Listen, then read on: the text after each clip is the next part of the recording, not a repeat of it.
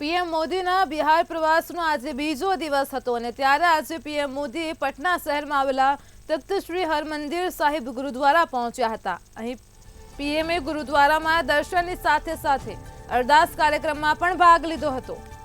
આ પછી પીએમ લંગરવાડા વિસ્તારમાં ગયા હતા અને ત્યાં તેમણે ભોજન બનાવ્યું હતું। વડાપ્રધાને રોટલી પણ વણી હતી। સાથે જ વડાપ્રધાન નરેન્દ્ર મોદીએ બિહારના મુઝફ્ફરપુરમાં ચૂંટણી રેલીને સંબોધી હતી। તો આ દરમિયાન તેમણે પાકિસ્તાન અને વિરોધ પક્ષ પર પણ નિશાન સાધ્યું હતું। વડાપ્રધાને કોંગ્રેસ ડરપોક હોવાના પ્રહાર કર્યા। તો આ સાથે જ કોંગ્રેસને પાકિસ્તાનના પરમાણુ બોમ્બ સપનામાં આવતા હોવાની વાત કરી। પીએમએ વધુમાં કહ્યું કે જો પાકિસ્તાનને બંગડી નથી પહેરી તો અમે પહેરાવી દઈશું। તો અમિત શાહે પણ રાયબરેલીથી કોંગ્રેસના વરિષ્ઠ નેતા સોનિયા ગાંધી પર આકરા પ્રહારો કર્યા હતા।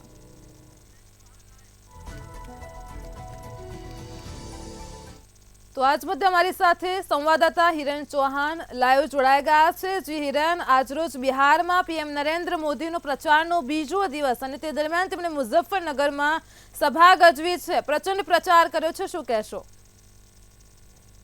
જી ચોક્કસ જણાવ્યું તો જ્યારે 2024 લોકસભા ઇલેક્શનનો જ્યારે 5મા ચરણનો પ્રચાર થવા જઈ રહ્યું છે ત્યારે આજરોજ બીજો દિવસ પીએમ નરેન્દ્ર મોદીનો બિહારમાં જે જનસભા છે તે યોજવાનો છે।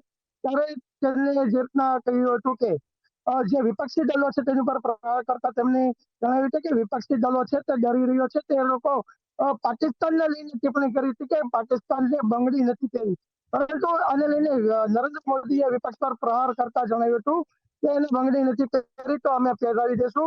બીજી તરફ વિપક્ષ અને કોંગ્રેસ ઉપર આક્ષેપો કરતા તેમણે જણાવ્યું હતું કે કોંગ્રેસે 10 વર્ષના ઈડીના મારફતે માત્ર 35 લાખ રૂપિયા તે દેશનું જે કાળું નાણું છે તે જપ્ત કર્યું હતું। જ્યારે ભાજપ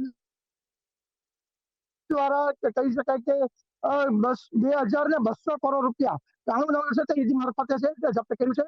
જ્યારે જે કોંગ્રેસની જે સરકાર હતી તેને જે રીતના 10 વર્ષની કામગીરી કરી છે તે માત્ર એક સ્કૂલ બેગ હોય તેની અંદર સમય શકે તેટલા પૈસા તે લોકોએ કાળું નાણું દેશનું બહાર કાઢ્યું છે।